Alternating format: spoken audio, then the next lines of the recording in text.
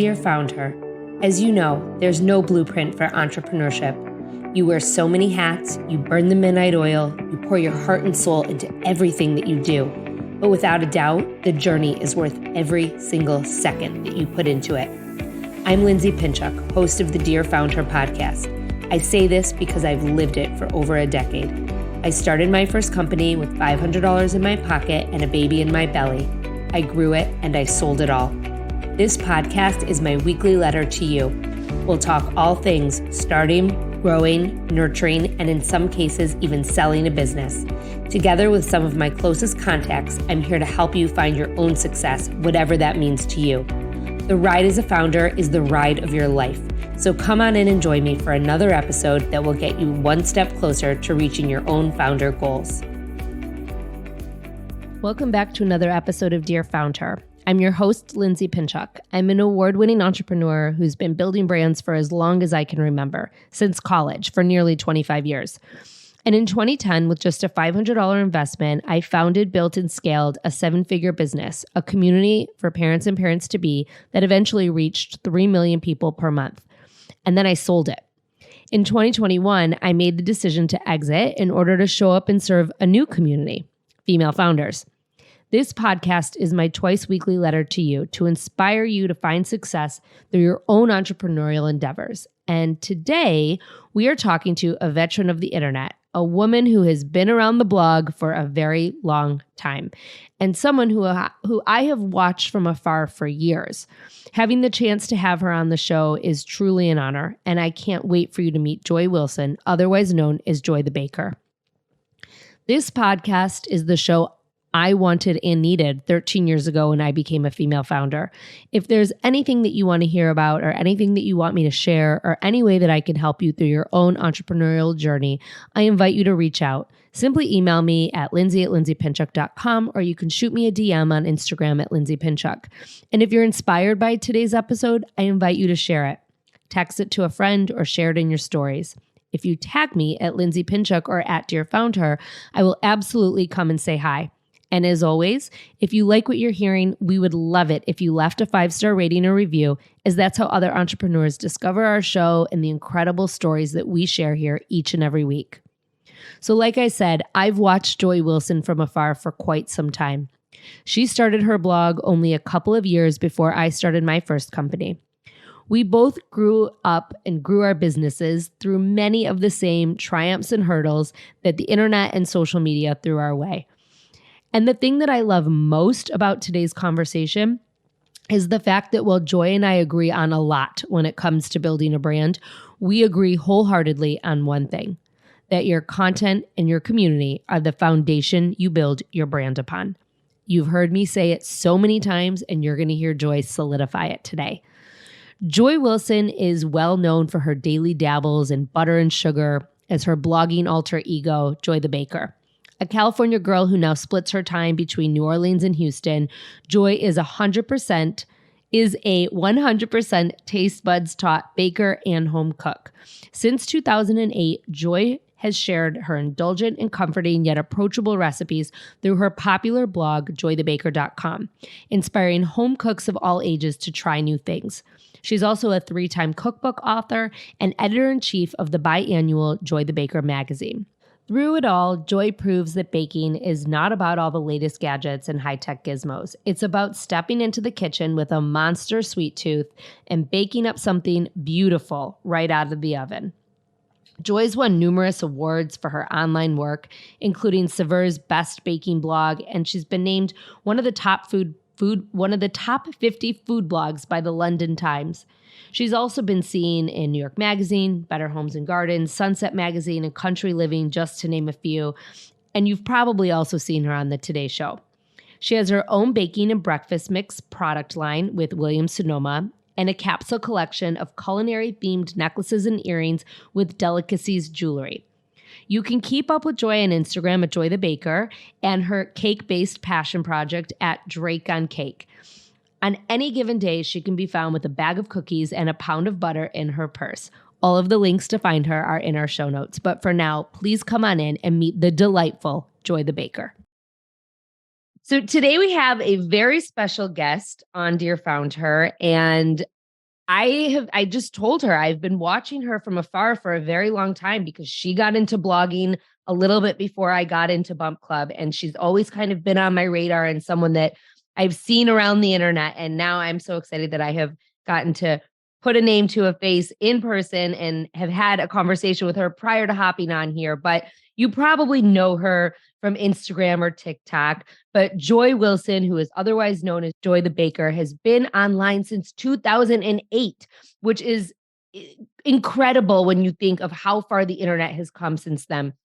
That was before social media was even a thing. She's also a 3-time cookbook author and the editor in chief of Joy the Baker magazine and a baking instructor. And she is absolutely delightful, as you will soon see. So I'm so excited to have Joy Wilson here today with us on Dear Found Her. Joy, welcome. Thank you so much, Lindsay. I'm so happy to be here. The pleasure is all mine, like seriously. And I am just so excited to share your story because I feel like you offer so much rich history to building a brand that is online but offline, and with your extensions you have so much going on, and it is so incredible what you've built. Thank you. I feel like that's extremely generous.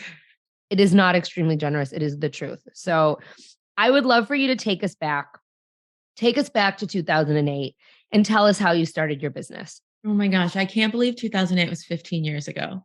Joy the Baker is the thing that I've done with the most consistency in my entire life. Like, this is the longest I've ever had a job. Like, this is longest I've ever had a relationship. Like, this is it. So it's pretty wild. But 2008 was when I started joythebaker.com.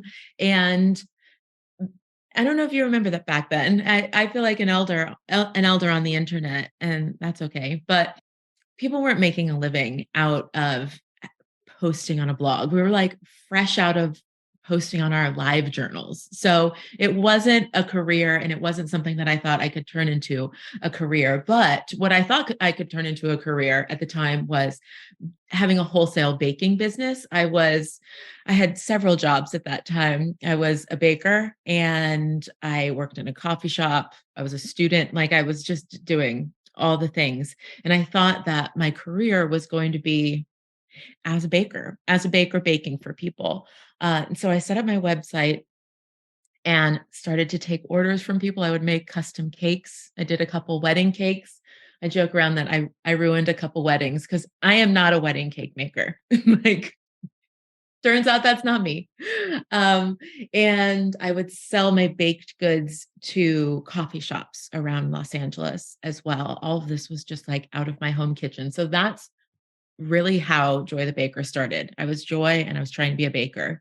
And I quickly realized that, like, the margins on those things that I was doing, the cakes and the wholesale baking, was not adding up for me. It just wasn't making sense. So I started working in another bakery. I had a couple jobs, and I started just posting the recipes that I was making in the bakery on this blog. I looked up to my now friend Deb from Smitten Kitchen. She started her blog in 2006. And I was like, I don't know, there's this lady in New York City who has like one light in her kitchen, and she's putting recipes on the internet, and I want to try them. I have recipes, like, I'll just try putting them on the internet. And I wasn't alone in that. People started doing it. And after many years, it started to become a thing that we did and a thing that is known. So that's how Joy the Baker started. When did you start to monetize Joy the Baker? Like, when was it like, okay, this is a business beside the baking aspect of it? You know what I mean? I mean, you're baking, you're maybe, you're working in a bakery, you're selling cakes wholesale, whatever that part of your business is. But when did the online portion, when were you like, I'm onto something and I can actually make money here? Yeah. I remember we used to hem and haw a lot about whether or not we were going to monetize our content online. Like, there was a time in 2010, 2011 where some people were doing it and it was a little controversial, and I was not doing it. I wasn't doing it. I was like, I don't want ads on my website. But things changed, and things changed, I don't know, quickly and slowly at the same time. In 2012, I realized I was putting so much effort into my work online that I needed to be monetized for. I needed to be paid for it. somehow. And so I started monetizing the website in 2012, I believe. So 4 years after I started it, I still had a job. I still had two jobs working in food service. And I was making just a tiny amount of money. I remember like getting a check for $81 from my site and being like, cool, that's like a free $81. Of course, it's not free. I like paid for so many groceries to create the content, but that's, yeah, I started monetizing in 2012. Back in the day, 28 to 2012, how did you get the word out about your blog when there was really no social media? I mean, social media was just a very different landscape. Like Facebook was a little bit around, we were coming off of that like .edu, like you had to be in education or a student Mhm. to be on Facebook. There was Twitter, obviously, but it's not like it was today. It's not Yeah. like it is today. That's for sure. In some ways, getting the word out is the same today as it was back then. And it is about building a community. It really is. It has to genuinely be about caring about other people and creating a community around the thing that you care about. And so I would find different communities of baking people between 2008 and 2012. And we back then, because we didn't have Instagram or Facebook to converse on, it was all in the comment section. The comment section of my old posts, which are still up there, have hundreds to thousands of comments because that's where we created community. That's where we would connect and ask questions and talk about our experiences. It was all in the comment section. And, right now that comment section is just dispersed more throughout the internet. It's on Instagram, it's on Facebook, it's on TikTok, it's Twitter, it's everywhere. But it all is essentially the comment section of my website. So that's how I got the word out, was just like trying to build a community, joining other people's communities, commenting on other people's work genuinely. And that's how it grew. Hi, guys. It's me, Lindsay. I'm not sure if you're aware, but over the last 9 months, I haven't just helped big enterprise brands on their marketing efforts through my consulting firm. I've also helped over a dozen women, small business owners, in launching their companies, building their brands, and to tweak what wasn't working. I've been building and growing brands for nearly 25 years, but I've forever used one method to build my own brands and that of my clients and students. My signature suite method utilizes social media, your website, emails, events, partnerships, and publicity to generate and execute cost-effective, community-centric marketing strategies. If you're looking for that added layer of guidance, please reach out. There's a link in my show notes. Book a call with me and let's see how I can help you. I can't wait to meet you and learn about your business. Now back to the show. And I want to kind of piggyback off of what you just said, because now it's so important to do those things, but on social media. And you said something just now, you said, and I would comment on other people's work. I actually just this week posted something about how important it is to be social on social media.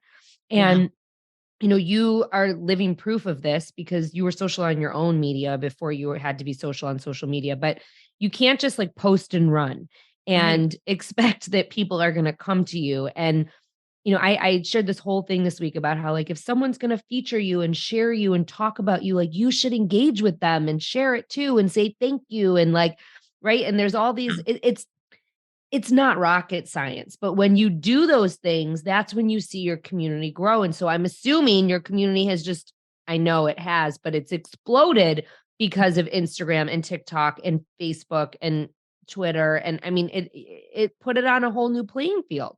Yeah, yeah, it really did. It really did. It also spread those people out a lot more. But yeah, you can't just be output of your own work, I've found. And sometimes I get not, like sometimes I've had years where I've gotten very tunnel vision about like must output, like must put out work. And when those years have felt either like where I've felt burnout in those years, or where I felt like I've plateaued or stalled, it was because I wasn't putting the energy into connecting with my community. I was putting like energy out, but I wasn't like connecting with the people that I was putting it out to. And yeah, I've noticed that I like will reach a plateau if that's the energy I'm giving.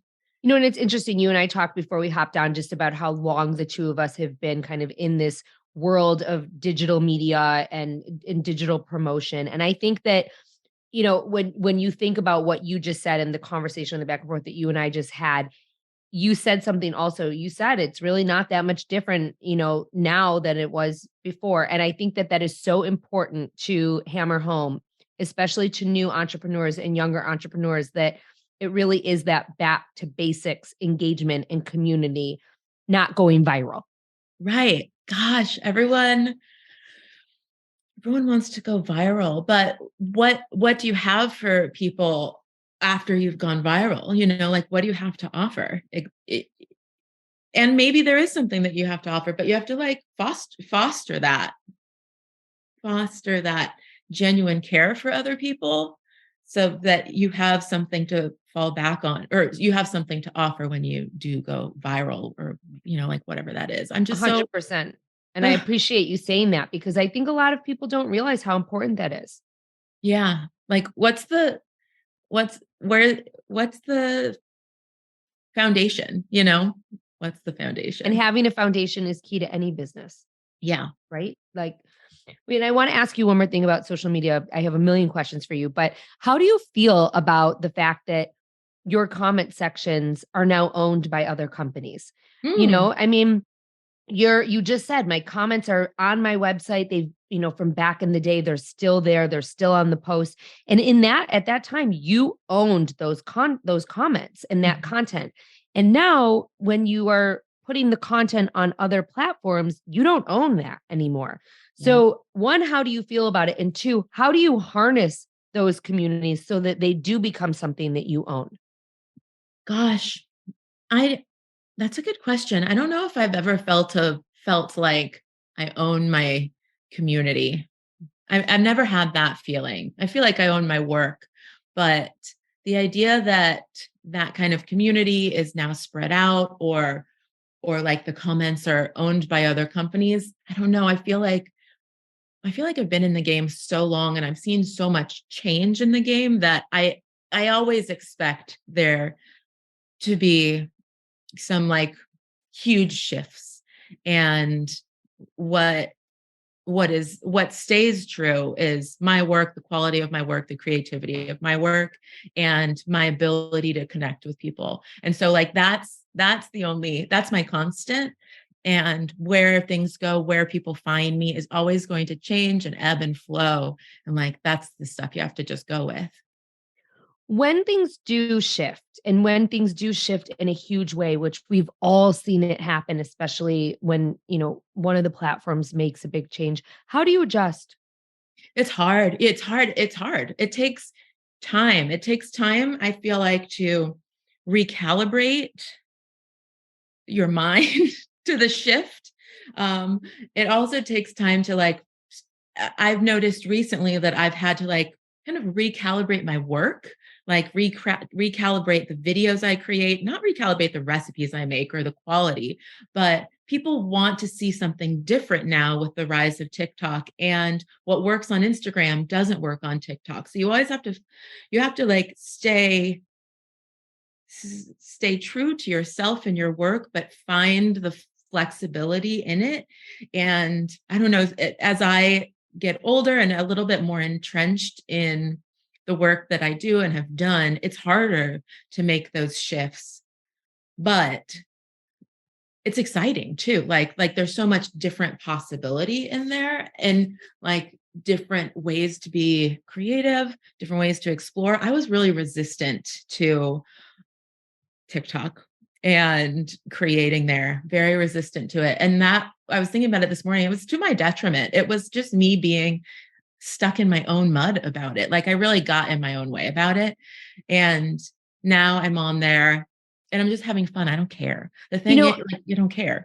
I think that a lot of people listening, including myself, because I am so hesitant too with TikTok, feel the way that you felt, like feel that like resistance, especially people who are, you and I are the same age, who are our age and older, are like, oh my God, one more platform. Like, what do I, and are very resistant. How do you create differently? What are some tips that you could offer to our community for creating differently on TikTok in a way that would resonate with the people who are there. Yeah, I feel like you have to find a way to resonate with the people that are there, but also be true to yourself. So I am not on TikTok trying to go viral. That's just like never been my bag. I probably wouldn't know how to do it if I tried. Like it just feels disingenuous to me. But what I can offer is cooking videos. Love to do it, love to make them. On TikTok, I've been just playing around. You just have to go there and just throw something at the wall and see if it sticks and see if it feels good to you, if it feels authentic to you. So I've been making more casual cooking videos there. Some are great, some don't perform well, but they all feel good to me. They all feel like something that I'm proud, happy to put out in the world. And yeah, that's how I'm approaching it. And I'm seeing steady growth. The thing that is motivating to me is that I'm seeing steady growth in it, steady growth in the numbers, but also steady growth in the community of people that I'm connecting with there. And it is the growth platform right now. Like Instagram used to be the growth platform. It is no longer that unless you are like adhering to their very specific rules, which are exhausting. So TikTok is the place of growth. And it is it's scary. It's kind of like a juggernaut, but it's also exciting. It's exciting to see some steady movement. Are you putting your videos on YouTube Shorts as well? I have put some video on YouTube Shorts. Everything is everything. Like everything requires a different finesse. And I create all my own videos myself. I don't have a giant team of people, and I don't have the finesse for all of it. So while I do put some of my videos on YouTube Shorts, I haven't seen a lot of growth there because I don't think I have the special YouTube sparkle fingers. And that's okay. I'm fine with that. I'm fine with that. You mentioned your team, and we're going to get into that in a minute. But before we do, I want to paint a picture for our community as to what you do outside of social media, what you do offline, because you have extended your brand in a way that I think so many content creators and so many people who live in the digital space would die to create their brand in the way that you have offline. So tell us a little bit about these brand extensions and the partnerships that you have that have brought Joy the Baker to life off the internet. Yeah. It has been important to me to take Joy the Baker off the internet and make it a tangible thing. That's why I'm proud of the 3 cookbooks I've written. In 2020, I started writing a biannual magazine that was sold in grocery stores. I was editor-in-chief of that. And in 2016, I bought a house in New Orleans, like a live-in workspace that I transformed into something I called the Bake House, which is where I would hold monthly classes around this big kitchen island and my double shotgun in New Orleans. That was a way to take my online world into like a real world experience. That was very popular. I also have a line of baking mixes with Williams Sonoma and a jewelry collaboration with Delicacies Jewelry. Hi, guys. It's me, Lindsay. I wanted to tell you about HoneyBook, the new tool I've been using to automate my business. This past December, I felt that things were a little bit disjointed. My coaching and consulting contracts and client acquisition process wasn't automated. And honestly, I just kind of felt like a mess. And then someone introduced me to HoneyBook. They're the leading client flow platform for independent businesses, and it's what I use to make my client acquisition and payment processes as easy as possible, not just for me, but for you. HoneyBook allows me to manage my workflow and my client experience, streamlining all the steps that it takes to sell and deliver my personalized services. By combining tools like billing and contracts and client communication, HoneyBook helps independents get organized and provide top-tier service at every step, and I have loved it so far. The best client experiences truly are built on HoneyBook, and I am totally sold. You can check out the link in my show notes and give it a try for $1 a month through February 27th. We're not going to go into each and every partnership, but I'd like to maybe explore one of them and just maybe give some insight as to how that came about and what the steps were to take to make that happen. Because, it's one thing to say like, oh, I have this line or, oh, I wrote this cookbook, but there's so much that goes into all of that. And you and I both know that. So like, where would someone start that wants to take their brand offline? Well, it's hard to know. It's hard. I don't think there's one answer for everybody, but I just am always working from my gut, which maybe is not a helpful answer to people, but No, I I work think it's a from my, good answer. okay. I I work from do. I think my it's a gut. good answer because, and I don't mean to interrupt you, but No. I think it's a good answer. And that I think about how I did things at Bump Club. And oftentimes, I went with my gut too. And is this a good partnership? And does this work for the community? And is this something that I feel like will resonate with them? Versus after I was sold, everything started with a P&L sheet and everything started with the budget. And the sparkle of what we were bringing the community was dulled because of Yeah. that. Yeah. And so I do think that going off your gut and then figuring it out is okay. And especially if you're your brand. Yeah. Right. I feel like it has to be okay. It also requires a lot of time and patience because not every most big gut decisions or big creative flashes then take several months, if not years, to make a reality. Did Williams Sonoma approach you or did you go and approach them? Yeah, William Sonoma approached me in 2015. In Okay. 2015, I went out to their California, San Francisco offices. We had a meeting. We had like a collaborative meeting, dreamscape, the whole deal. We were moving forward. Something happened. There was a riff. Something happened with one of the other, I don't know, something happened. And that deal fell away very quickly. And I was so bummed. I was like, man, that really felt right. That felt like a right thing. But like, ay, like, how did that go away so fast? And now it's gone. And like, weird. That's disappointing. But we move on, like we keep trucking. No, I didn't have any bad feelings. I don't know, just something weird happened. And in 2020, I was at right before the pandemic in March 2020. I was at the Charleston Food and Wine Festival and I was doing a demo on the Williams Sonoma main stage with Al Roker, who I refer to as my father now. And we did a cooking demo together on the Williams Sonoma stage. I was like, look at all this amazing Williams Sonoma stuff. And I had a feeling that there were Williams Sonoma people upon the crowd. And there were.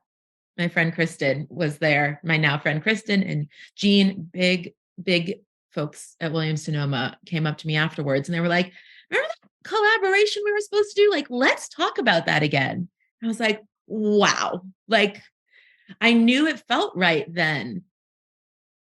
But I But want it to didn't but I happen. also want to point out that right place, right time, right? Yeah. Like it wasn't maybe right in 2015. And also how smart you were to think about that and be strategic about Yeah. your approach when you were on that stage. Yeah. Like It's that like, was intentional, yeah, but it was not forceful. right. It's like being ready, just staying ready, not pushing anything, but just staying ready for when you see the opportunity to just nudge it a little bit farther down the road. So I was reconnected with the Williams Sonoma people. And over that year of 2020, we developed this line of cake mixes and brought them to market in May of 2021, which is an absolute dream. But if I think about it, it was like 6 years in the making. And yeah, and I love working with them. I feel like they're an elevated brand, that their brand elevates mine, and we have a great creative collaboration. And it did happen at the right time. I don't think I was ready for that sort of thing in 2015. I probably wouldn't really have known what to do with it. And so it was right to go away, even though it was so disappointing at the time. And I never could have imagined that it would come around the way that it did. But some things, it just takes time to reveal some things. I appreciate you sharing the downfall of that as well because but I think a lot of Yeah. people are not transparent and like, they get to a point where they're like, "Oh, I have this partnership," and they don't necessarily reveal that it took a while or things didn't go as planned or things fell apart. And I think those are very important, one, indicators of success, and two, it's very important to be transparent to let people know that success doesn't happen overnight. No, it certainly doesn't. And but I think that it all happens in the right time. I've found that the success happens as it should, maybe not as quickly as you want it to, but it happens at the right time. It has happened at the right time for me. And then with your cookbooks, was that something that you wanted to do, or similarly, did someone approach you to do it? I wanted to write a cookbook. Both things are true. I wanted to write a cookbook. It was early days. My first cookbook came out in 2012. And so I started working on it in like late 2010 or 2011. And I was approached by a book agent. I didn't even know what a book agent was at the time. I was like, is this a I had no idea. That's how naive I was. And so I didn't respond to her email for 3 months. And then I was like, to be honest, I was going through a little cash crunch, meaning I was broke. And I was like, I've got to hustle up some money. How am I going to do that? How am I going to do I was living with roommates in downtown Los Angeles. I was like, this is not it. This is not cute. Where am I going to find some money that I can work for? And so I dug up that email and was like, hey, is this real? Because I'd like to write a cookbook. And then I spent 3 months writing a proposal, put it together. We sold it together. And that's how I got my first book deal. So in some ways I was approached, but in other ways I was like, let me go get this. But at the same time, you knew that you needed money. And so you were like, how can I use my expertise and what I do best to get it? Yeah. And I think that's often a question that entrepreneurs, one, struggle with, and two, they ask themselves, but they don't really know where to find the answer. And oftentimes it's right in front of them. It's just taking the step back to be like, oh, this is what I do, and this is what I can offer the world. How do I get from point A to point B? And you did that. Yeah. Yeah. And that probably was very pivotal for you in that moment of being in a cash crunch and not having money.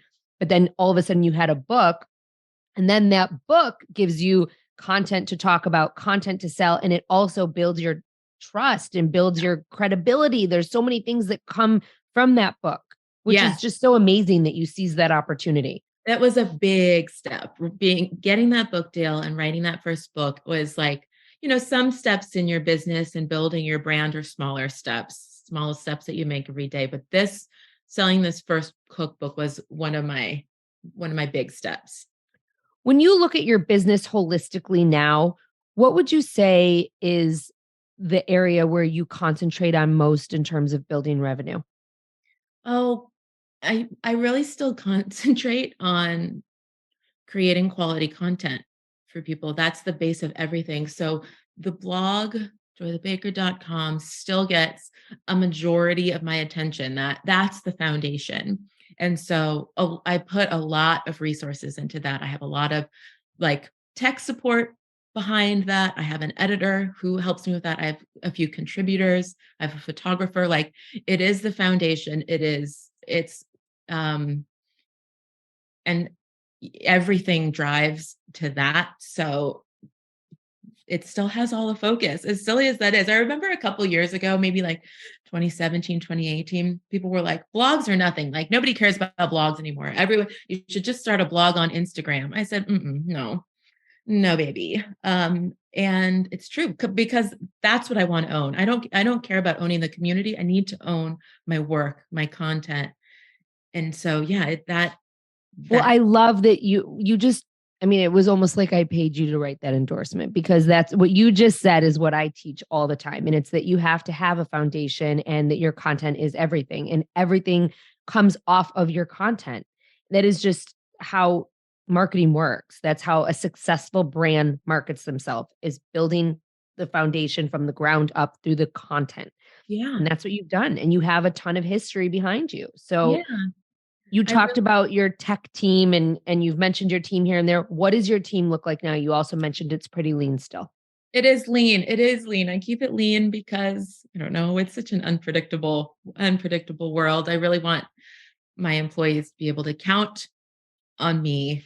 So I do keep it pretty lean, but I have a tech team who does all the back end of Joy the Baker and keeps that maintained. It is like, when you have a 15-year-old site, it's like a big beast to load. Yeah. It's a heavy lift. There's just so much there. And I have an editor for the website. I have 2 contributors. I have like a publicist. I have a book agent. I have a manager who helps me get branded deals. There are layers of people who support me in my work and business. But I want to point out that you don't do it alone. No, I do not. And that's why I asked you that question, because, and are any of those people, and I think this is a really important question for entrepreneurs who are listening, are they employees or are they contractors? I did have one employee who was a photographer. No, I am currently my only employee. So they're all contractors. Yeah, they're all contractors right now. And I'm so glad I asked that, because I also think it's so important to share that and for people to be able to look at you. You are someone who has built a huge brand. You have a huge following. You have 1 million extensions, and you don't have a huge team employed by you. And a lot of entrepreneurs often think that they need to have employees and they need to pay people 6 figures in order to make their business run. And that is not the case. And you are a prime example of that. Oh gosh, 6 figures. No, y'all. I mean, if I had it, I'm happy to share, but I keep it all pretty lean and. But do you know what I mean? Like, I have so many people who say to me, "Oh, like I really want a CMO, or I want to hire like a, chief financial officer, but I don't have the salary to pay them." Most business owners don't. Yeah. But there are ways to be creative and have fractional people and contractors to support you in those endeavors so that you can run your company. And that's what I want to point out here, because I think someone would, from the outside looking in, look at everything that you've built and think you have this giant team. And I think it's so important to point out that you don't. And that's okay. And you have a great business. Yeah. So I want to wrap up with you on the last question I ask everyone. And that is, what is 3 tips that you would share with someone who's just getting started? I can say, I can speak from my experience as someone who's been on the internet for 15 years. Be consistent. If you're going to be on the internet and you have a thing to offer, be consistent about offering it to people. I think that's been a huge part of Joy the Baker's success, is that I've just been relentlessly sharing recipes for years and years and years, and people can count on that. I would say take time out of every day to genuinely connect with your community. And it might feel like a waste of time, but it's everything. They are everything to you. Like, I will spend at least an hour in the morning responding to DMs. Like, what? After about 45 minutes, I'm like, what am I doing? But it is so important. It's so important for me to connect with my audience and I couldn't agree more. Be genuine about it. Not just like heart their comment. They took time to comment to you. So like, know them, get to know them, because they are your supporters. They're the ones who will buy something from you if you ask them. Yep. And then the third thing I would say is, do not sacrifice the quality of your offerings to people. Don't it's just like, out of respect for the community you've built, don't just do something to make some quick money, because people can feel that and it feels gross. So I feel like, don't sacrifice quality in the like online work that you present to people, in the product that you are offering people. I think if you can build trust in that way with the community that you've fostered, you've got it. Like, that's the ticket. Joy Wilson, Joy the Baker, thank you so much for sharing your knowledge and your wisdom here. Not only do we all have something to learn from you in the kitchen, but you have really shared so much to think about in terms of building a business and building a business on your own brand. So thank you so much for your time. I so appreciate it. Oh my gosh, I hope it's been helpful, and I've really enjoyed chatting with you. Thanks for having me. Of course. I told you, Joy Wilson is just as sweet as you think she would be from following her on Instagram. She's absolutely amazing, and I am so honored that she took the time to share her story here with all of us. A lot of us here do struggle to figure out what it is that we want to put out into the world, how we want to present ourselves. how we want to share on social media. And I think that what Joy shared today and her tips about building a strong foundation through the content that you share with your community and really, really focusing on your community, that's what I say each and every day, all day, every day on social media, in my classes, and really and truly everywhere you can find me. I love that Joy solidified the practices that I preach each and every day right here. So Joy, thank you so much. And I told you there would be a lot of takeaways from today's conversation. So you know what time it is. Take out your pen and paper. You're going to want to write these down. And as always, you can sign up for my newsletter through the link in my show notes, where you'll receive all the takeaways from every conversation, as well as a tip each and every week to build and grow your business. But for now, here are my top 5. Number 1, you have to stay true to your work, but find the flexibility in it. Platforms change, but it's exciting. There are so many more possibilities and different ways to be creative with the rise of new platforms like what's happening right now with TikTok. Number 2, focus on building quality content for people. This is the foundation of a strong brand. Put your resources into your foundation and into building quality content. Number 3, if you're going to be on the internet, you have to be consistent, and you have to be consistent about offering it, whatever it is, to people. Number 4, your community is everything to you. Respond to your DMs. It's so important to connect with your community and to be genuine about it. If they take the time to comment to you, get to know them, let them get to know you. They are your supporters. And eventually, when you have something to buy, they are going to be the ones who buy it from you if you ask them. And number 5, do not sacrifice the quality of your offerings to people. Out of respect to the community that you built, don't do something to make quick money. People can feel it, and it feels icky. Joy Wilson, otherwise known as Joy the Baker, thank you so much for being here, and thank you to everyone who tuned in to listen today. If you like what you're hearing, please make sure that you scroll all the way down to the bottom of your podcast app and tap that 5-star rating, or leave us a review so that others can discover stories like Joy's and all the stories that we share here each and every week. Make sure that you subscribe to Dear Founder wherever it is that you podcast so that you never miss an episode. And stay tuned. We'll be back every Tuesday and Thursday with a brand new episode.